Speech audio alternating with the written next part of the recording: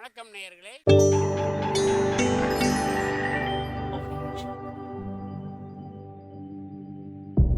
மகிழ்ச்சிக்கோர் தென்கட்சி என்ற அலைவரிசையில்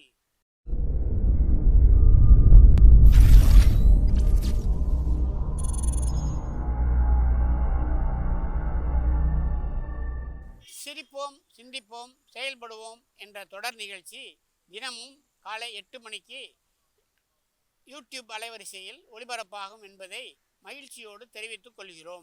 துரியோதனன் அரண்மனை, அவனுடைய அந்தப்புறத்துக்கு முன்னாடி உள்ள ஒரு மண்டபம். அங்கே துரியோதனன் மனைவி பானுமதியும் கர்ணனும் உட்காந்து சொக்கட்டான் ஆடிக்கிட்டு இருக்கிறாங்க. ஆட்டம் ரொம்ப மும்முரமாக நடந்துக்கிட்டு இருக்குது. அந்த சமயத்தில் திடீர்னு துரியோதனன் அங்கே வந்துவிடுறான். அவன் வர்றது கர்ணனுக்கு தெரியல. ஏன்னா அவன் முதுகுக்கு முன்னாடி இவன் வந்துக்கிட்டு இருக்கான். எதிரில் உட்காந்துருக்கிற பானுமதி தன்னுடைய கணவன் வர்றதுன்னு பார்த்துட்டு அதனால் அவள் ஒரு மரியாதைக்காக எழுந்திரிக்கிறதுக்கு முயற்சி பண்ணாலாம். ஆனால் கர்ணன் என்ன நினைக்கிறான், தான் தோற்று போயிடுவோன்னு பயந்து போய் பாதி ஆட்டத்திலேயே அவள் எழுந்திரிச்சு போகிறா அப்படின்னு சொல்லி நினச்சிக்கிட்டு தான் அவள் எழுந்திரிக்கிறான்னு அவன் மனசில் நினைப்பு. இப்படி நினச்சிக்கிட்டே அவள் இடையில் அணிந்திருந்த மேகலையை பிடிச்சி இழுக்கிறான். உடனே அந்த ஆபரணம் அருந்து கீழே விழ அதில் இருந்த முத்துக்கள்லாம் தரையில் நாலா பக்கமும் செதறி ஓடிச்சு. இது நாம் கேள்விப்பட்டிருக்கிறோம். அதுக்கப்புறம் தான் தனக்கு பின்னாடி துரியோதனை வந்து நிற்கிறது கர்ணனுக்கு புரியுது. கர்ணனும் பானுமதியும் அப்படியே திகைச்சு போய் நிற்கிறாங்க. கணவன் இந்த காட்சியை பார்த்து என்ன நினைக்கிறாரோ அப்படிங்கிற பதட்டம் பானுமதிக்கு. இந்த மாற்றான் மனைவியை தொட்டுட்டோமேங்கிற பதட்டம் கர்ணனுக்கு. ஆனால் துரியோதனை இதை பற்றி கொஞ்சம் கூட அலட்டிக்கல. இது எதையுமே அவன் கண்டுக்கலை. இவங்க 2 பேரையும் பார்த்து அவன் என்ன கேட்குறான், இந்த முத்துக்களை எடுக்கட்டுமா கோக்கட்டுமா அப்படின்னு சிரிச்சுக்கிட்டே கேட்டானான்.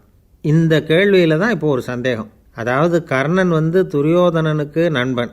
அந்த நட்பு காரணமாக துரியோதனன் தரையில் செதறிய முத்துக்களை மட்டும் பொறுக்கி எடுத்துருக்கலாம்.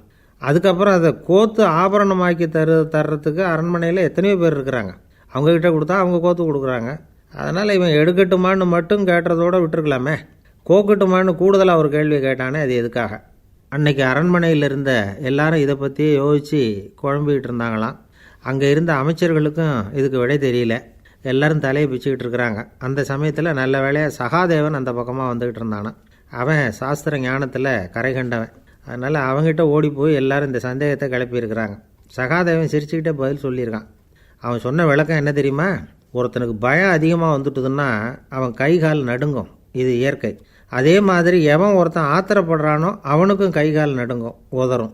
இந்த இடத்துல கர்ணனும் பானுமதியும் இந்த நிலைமையில் இருக்கிறாங்க. அதாவது பயம் காரணமாக அவங்க கை கால் நடுங்குது.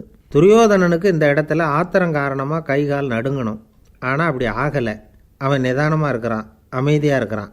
அதுக்கு என்ன காரணம்? அவன் தன்னுடைய மனைவியை சந்தேகப்படல, தன்னுடைய நண்பனையும் சந்தேகப்படல. அப்படி இருக்கும் பொழுது அவனுக்கு எதுக்கு பதட்டம்? அதனால் ஆத்திரம் கொள்ளலை, கை காலும் உதறலை.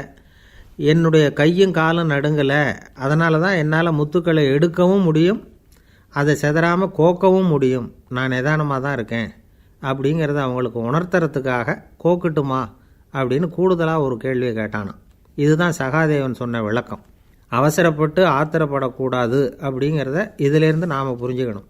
நமக்கு தெரிஞ்ச ஒருத்தர், அவர் தினமும் சாயந்தரம் வீட்டுக்கு வந்த உடனே எடுக்கட்டுமா கோக்கட்டுமா அப்படிம்பார்.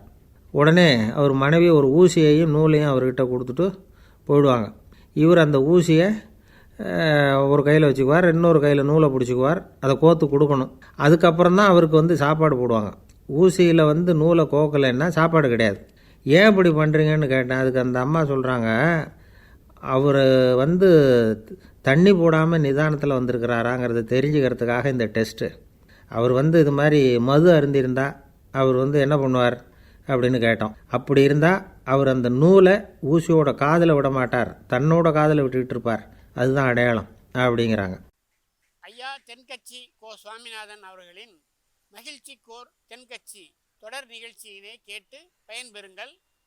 நிகழ்ச்சியினை பிடித்திருந்தால் உங்களுக்கு கமெண்ட் பாக்ஸில் உங்கள் கமெண்ட்டுகளை பதிவு செய்யுங்கள், ஷேர் செய்யுங்கள், லைக் செய்யுங்கள், கண்டிப்பாக சப்ஸ்கிரைப் செய்யுங்கள். நன்றி, வணக்கம்.